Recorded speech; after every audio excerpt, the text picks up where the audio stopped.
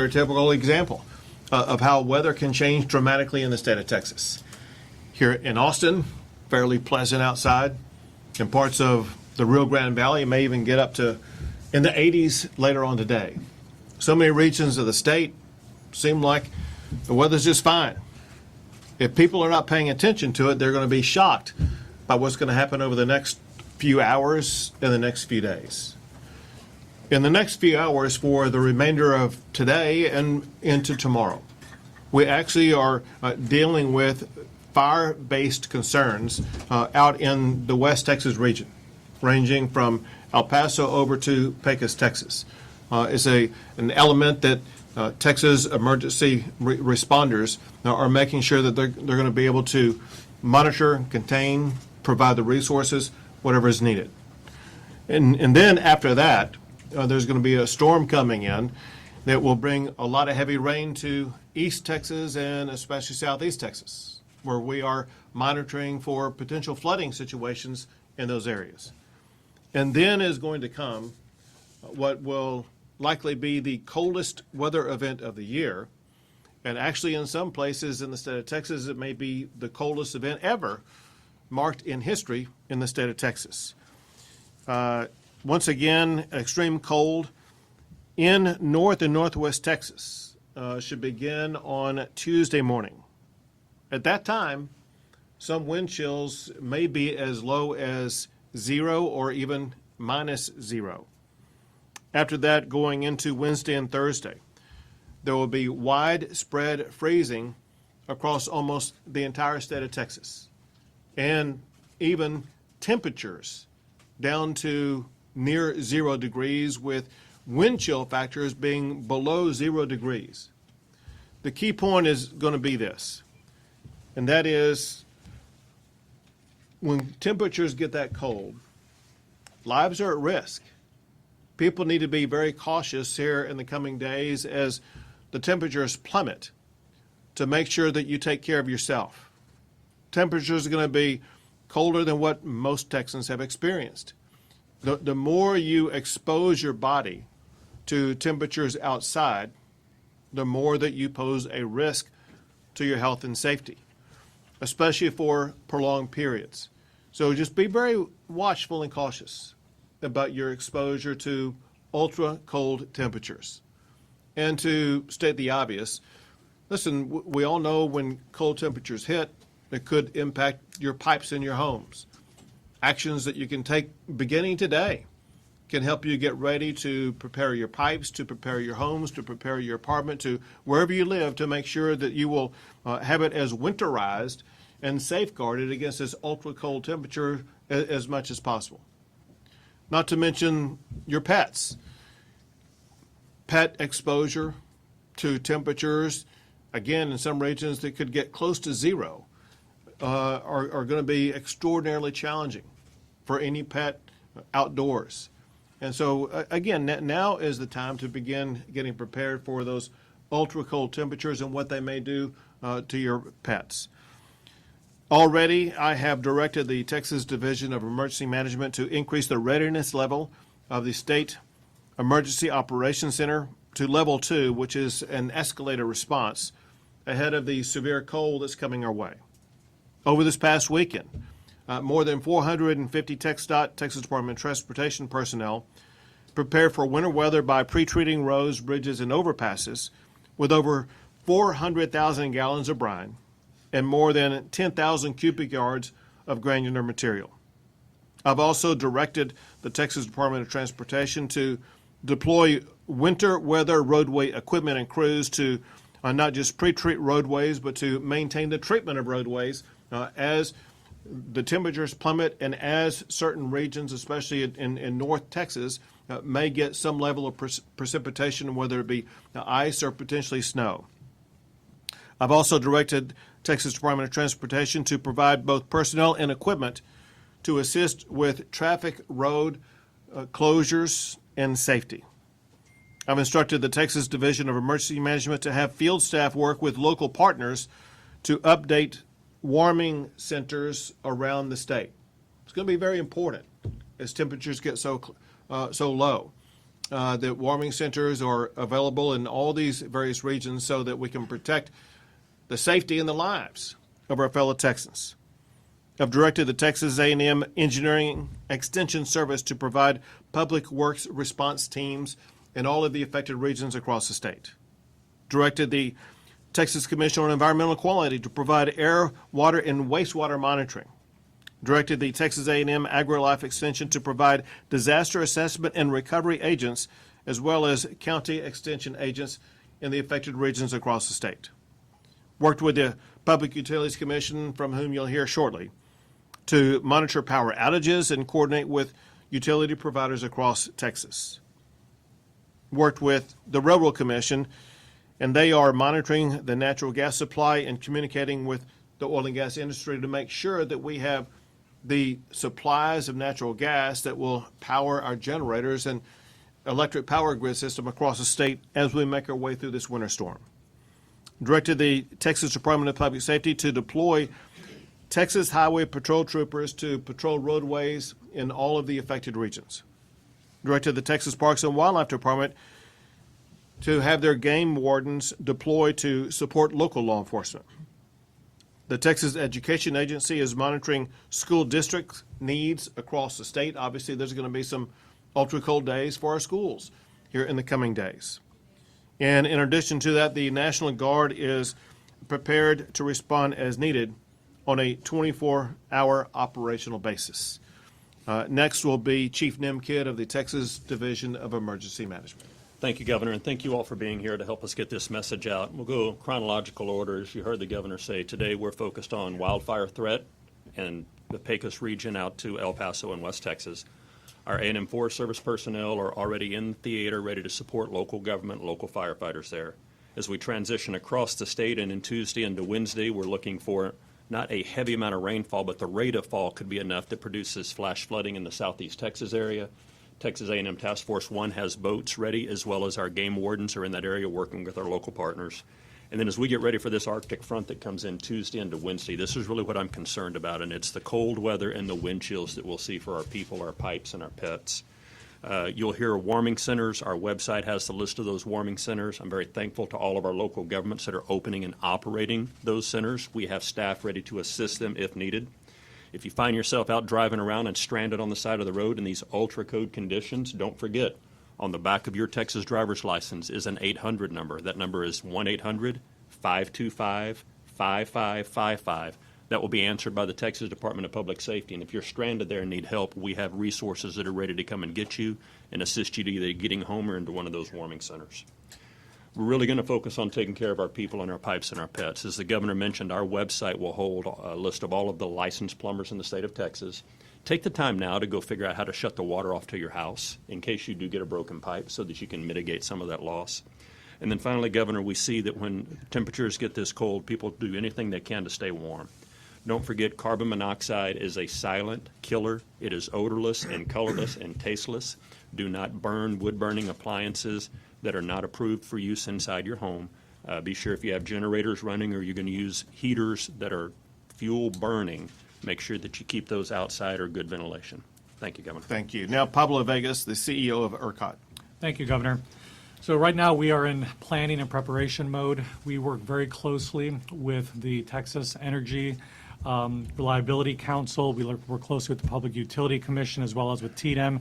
And of course, we're coordinating every day with the power generators and the transmission service providers across the state to make sure everybody is prepared, has the resources that they need, and are going to be able to make it through this cold event reliably.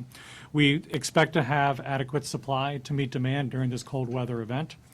I want to remind folks that some of the most impactful changes we've made over the last few years, like weatherization, continue to be a highly effective tool that we see great results from. Just this year, we've already done over 300 inspections of supply resources, power generators, more than 150 in our transmission service space, and we're going to continue to do more this February and finish up this winter. In addition, we also have some new reliability tools that we've been able to leverage over the last couple of years that are extremely helpful. Things like a firm fuel supply, where there's over 4,000 megawatts of power generators out there that have backup fuel supply in case there were to be any issues or disruption in the gas supply system. So we have those reserves available to us as well. And I'd like to remind folks that we continue to see rapid growth of power generation on the ERCOT grid. Just since last March, since last winter, we've added over 13,500 megawatts of new supply onto the grid. That supply is going to continue to be helpful as we get through these cold events. A lot of it is solar and batteries, both of which are going to help us as the sun comes up on the cold day. The batteries helping us as we bridge in the morning. That's what helps us keep that reliability expectation high as we get through this event. So thank you for that. And if there's any questions about outages, they're generally likely going to be local in nature. The Public Utility Commission website has great resources where you can go to if you are experiencing an outage to understand what the restoration times will be from your local utilities. Thank you, Governor. Thank you very much. Now, Thomas Gleason, the chair of the Public Utilities Commission. Thank you, Governor Abbott. So as the governor said, the PUC, we've been in constant communication with the state's generators and transmission distribution utilities. I can report that no one has expressed any concerns about the winter cold. The generators have all confirmed that they have adequate supply of fuel. The transmission distribution utilities have cut back thousands of miles of vegetation to mitigate the impact of any falling trees or any ice if that were to occur. As always, if there is an outage that you experience, it is local in nature. Please contact your transmission distribution utility. Also, if you ever encounter a down power line, please contact your local transmission distribution utility.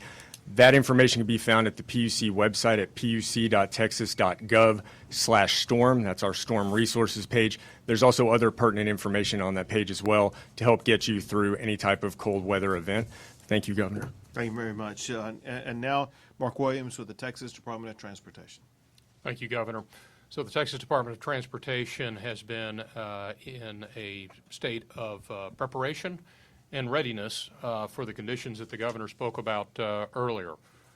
Fire danger out west, flash flooding risks in southeast Texas, extreme cold over a large portion of the state, and even chances of wintry precipitation and icing primarily across the north part of the state. So our message to motorists is this. Take precautions and closely monitor the conditions in the areas that you are at. Depending upon that area, motorists should be aware of the extreme cold risk that's out there, freezing precipitation, flash flooding, and the fire risks that I spoke of. Drive to conditions or avoid travel if possible, as those conditions may pose a danger to travel. Slow down, avoid high water in those areas that may be impacted by flash flooding, and also be aware of the risk that you can pose for fire dangers as a motorist, that you may be out traveling if you might park in high grass, dry vegetation. We've got a lot of that out there right now on our roadsides, discarding cigarettes or dragging chains if you may be pulling a trailer. Those can all pose risks to create fire conditions. So appreciate the opportunity. Also, a reminder for motorists is to be aware of drivetexas.com as the site for finding information on roadway conditions around the state. Thank you very much. To close this, listen, we are aware that when Texas gets ultra cold temperatures, maybe even record-breaking cold temperatures, a lot of Texans are concerned, will the power grid hold up? And as you've heard here today, the fact of the matter is that the power grid has never been stronger than it is now. The power grid is more prepared, more stable, and more resilient than it's ever been. There's every reason to be 100% confident the power grid is going to be able to withstand this challenge. The power grid that we have today is completely different than it was 4 years ago, both with regard to the amount of power that it has, with regard to the winterization that it has, with regard to the pipeline of natural gas to get to the power generators. And even if the power generators are unable to get that, they have power storage on site to make sure that the power is going to stay on. The bottom line is that the power grid, because of the almost 20 laws that I've signed, has never been more prepared for a winter storm like this. Happy to take a few questions.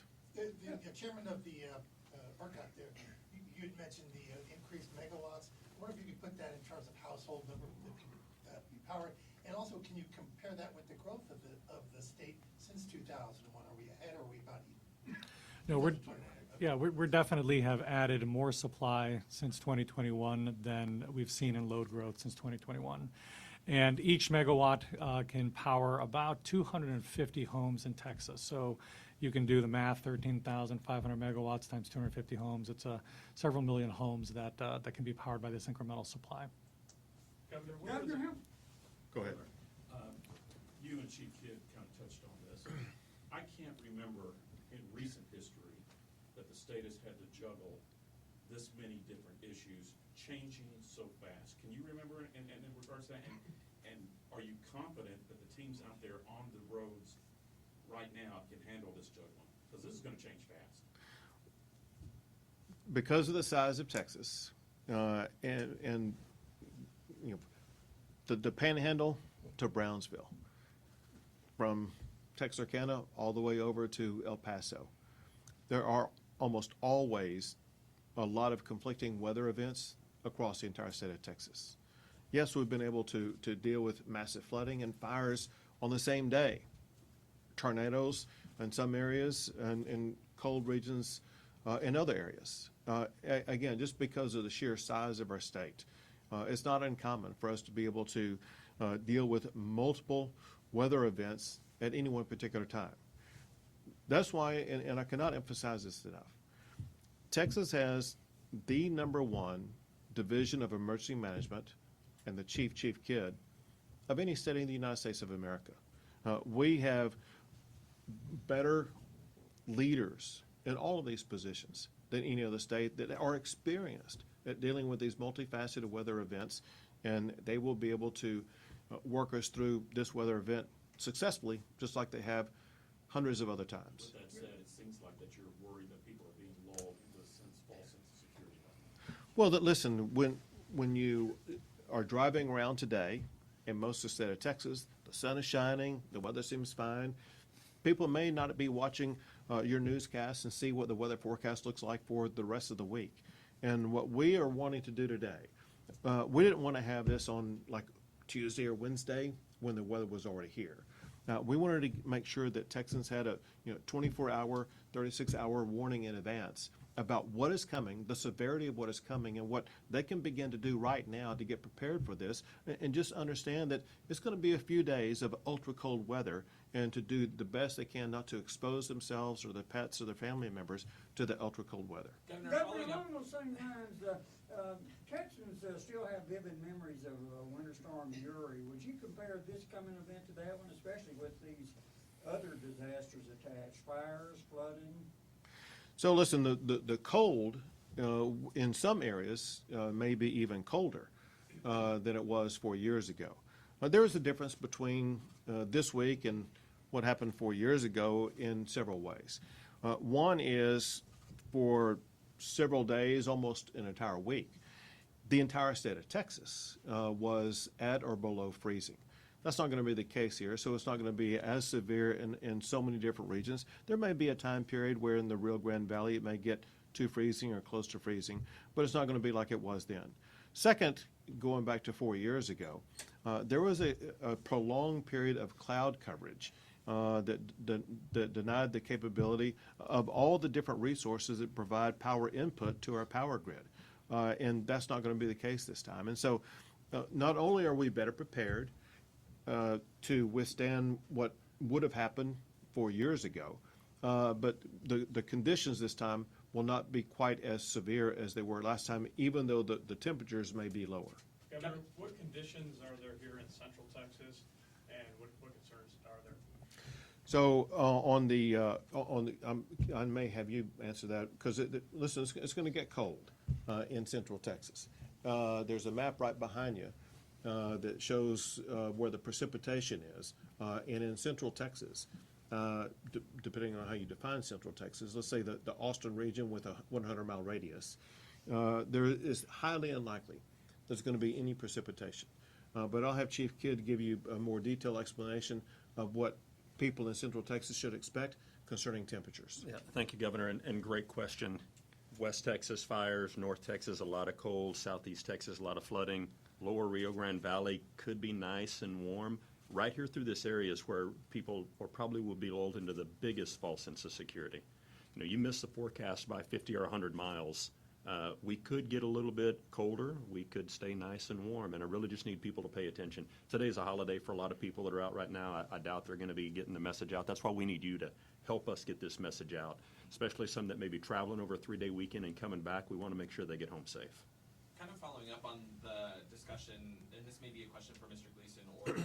Vegas, talking about power generation. When you've got the grid and you have such extreme back and forth between, you know, it's going to be warmer and wildfire risk in some areas, colder in certain areas, does that sort of, the two extremes, does that affect how the grid gets its energy at all, and then is distributed to different folks across, you know, you got some people with their AC on, some people with their heater on. How does that work out? Sure.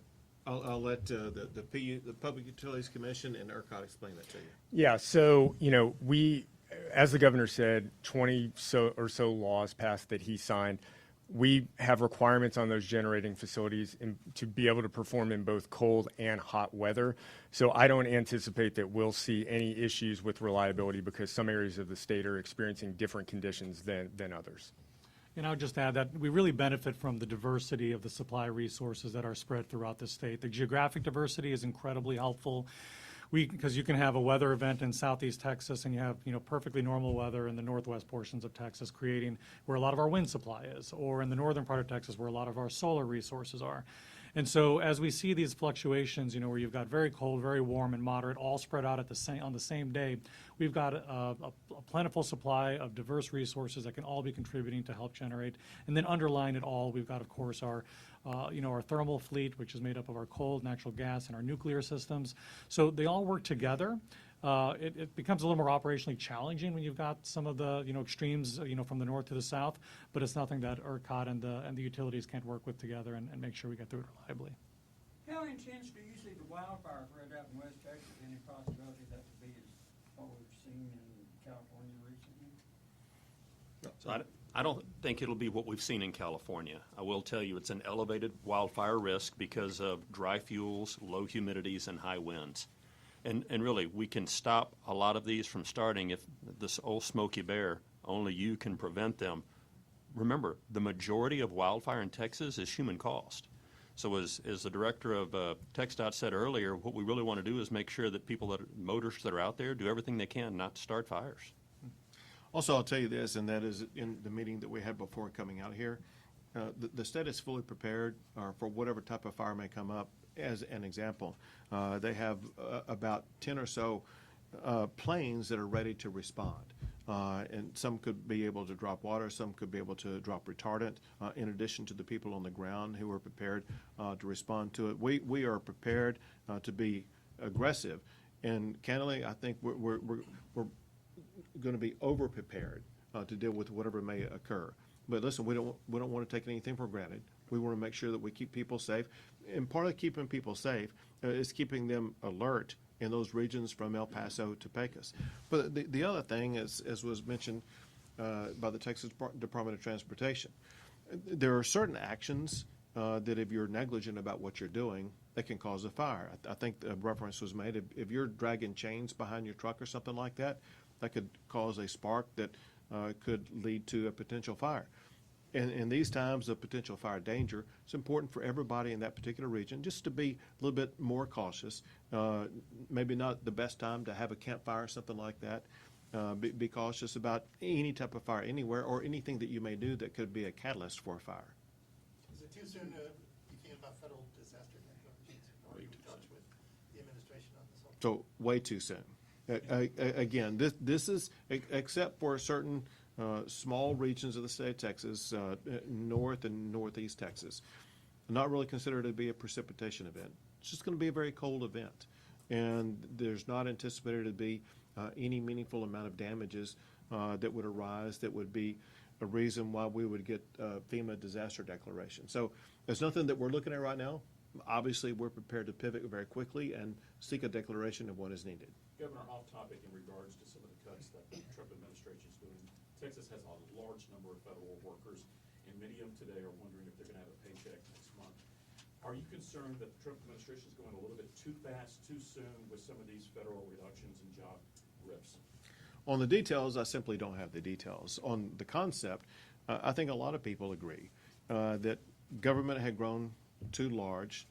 Some level of downsizing is very important. It creates greater efficiency. But at the same time, there's been an extraordinary amount of wasteful and fraudulent spending that's been uncovered. Those are taxpayer dollars, and those taxpayer dollars have to be guarded very tightly to make sure that if a taxpayer gives money to the federal government, it's not going to be wasted on providing benefits to people who are dead, providing to these outrageous causes across the entire globe. And so as the Trump administration has stepped into this, they are realizing that the magnitude of the way that money has been wasted or spent fraudulently or whatever the case may be. And they will be able to calibrate what the response is as they gain more access to more information about the magnitude of the problem that they're dealing with. I hear that, but we'd like to see him tap the brakes a little bit. Here in Austin, IRS, San Antonio, very large military installation, Fort Cavazos up to the north of us, El Paso, a lot of federal jobs here in Texas. Right. And again, I don't know the details about all that. You'll need to direct your question to the Trump administration. The Thanks, state guys. is- No, we're done. Thanks, guys.